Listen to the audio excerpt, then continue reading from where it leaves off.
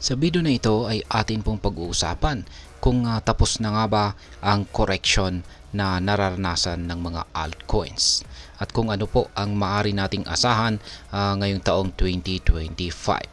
Kaya kung ikaw po ay isang crypto trader o investor dito sa Pilipinas, siguradong may impact po ito sa atin. Ano nga bang ibig sabihin ng ang altcoin correction? Yan, ipapaliwanag natin yan mamaya.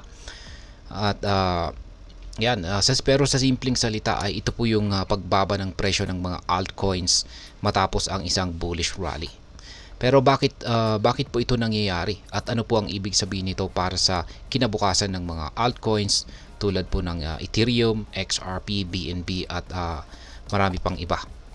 At ayan, bago po tayo magpatuloy ay nais ko lamang po munang bigyang linaw ang aking disclaimer kung saan ang nilalaman po ng video na ito ay hindi po ito isang financial advice. For education and information purposes lamang po ang layunin nito. Yan, umpisahan po natin sa kung ano po ang nangyayari sa altcoin correction ngayon. Ayon po sa mga eksperto, ang correction phase ng altcoin market ay posibleng nasa huling bahagi na ito. Ang kilalang crypto analyst na si Ginoong Michael Van de Pope ay nagsabi na malapit nang matapos ang correction at paparating na po ang isang up-only phase para kay Bitcoin at sa mga altcoins. Ito ay isang magandang balita para sa mga crypto enthusiast dahil ang susunod na phase ay maaring magdala ng malaking kita. Nitong nakarang araw naman ay bumagsak ang presyo ni Bitcoin sa $91,300. Pero agad din itong nakabawi at ngayon ay nasa presyong $94,026 na. Kung saan ay meron itong market cap na $1.862 trillion. Itinuturing ng mga analyst na ang $90,000 price level ay isang magandang entry point para mag-long kay Bitcoin. Kung si Bitcoin po ay muling tataas, karaniwang sumusunod ang altcoin market. Isa pang mahalagang indicator ay ang Alt Season Index kung saan ay bumagsak po ito sa 88 patungong 49 kamakailan.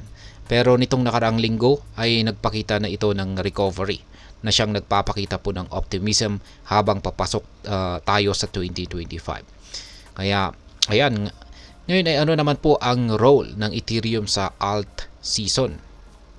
Ayan. Ngayong taong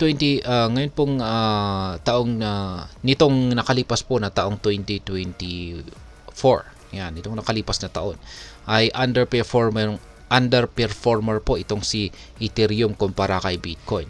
Pero marami po ang naniniwala na babawi ito sa ngayong first quarter ng taong 2025. Posible raw na bumagsak pa ito sa ilalim ng $3,000 bago tuluyang makabawi at mag-set ng bagong all-time high.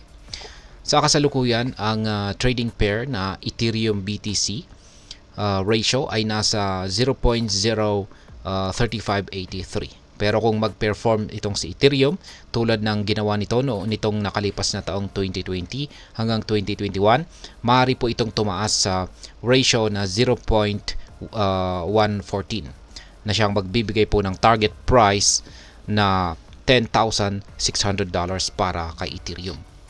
Kung si Bitcoin naman ay umabot po sa presyong $200, posible raw na umabot si Ethereum sa presyong $32,000.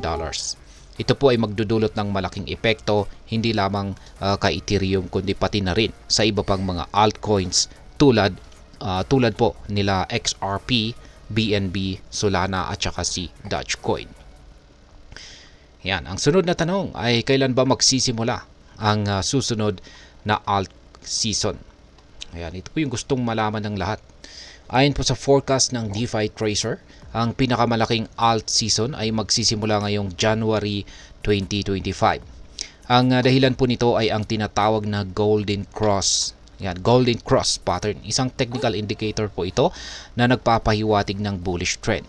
Kapag nangyari po ito, maaaring maabot ng altcoin market cap ang $2.75 trillion ayon sa mga eksperto. Ngayon ay ano po ang maaaring maging epekto nito para sa atin bilang mga Pinoy crypto traders o investors, lalong-lalo na dyan sa mga mahilig mag-invest sa mga altcoins. Ayan. Ang pagtatapos po ng altcoin correction ay isang napakalaking oportunidad. Kung tama po ang hula ng mga analyst, ang early 2025 o umpisa po ng taong 2025 ay magiging isang magandang panahon para pumasok o magdagdag ng investment sa mga altcoins. Pero syempre, kailangan ng maingat na pag-aaral dahil volatile pa rin ang market. Isa pa, ang pagtaas po ng Ethereum at iba pang mga altcoins ay maaring magbigay ng mas maraming options para sa diversification ng portfolio. Ito rin po ay isang pagkakataon para sa mga naghahanap ng mas mataas na kita sa mas maikling panahon. At ngayon ay ano naman po ang aking masasabi tungkol dito? Ang altcoin market ay patuloy po na nagbabago at mahalagang maging updated at saka informed. Kung tama po ang mga prediction, ang taong 2025 ay magiging isang exciting na taon para sa crypto market. Para sa mga Pinoy traders, ito ang tamang panahon upang mag-research, maganda po ng strategies at samantalahin ang opportunities na maaaring dumating. Kaya ayan, hanggang dito na lamang po tayo sa video na ito mga ka-crypto. Sana po ay inyong nagustuhan ang aking paliwanag sa video na ito. Kung inyo po itong nagustuhan, pakiclick lamang po ang like button nito. Marami pong salamat sa panonood. Ingat po tayo lagi at God bless po sa ating lahat.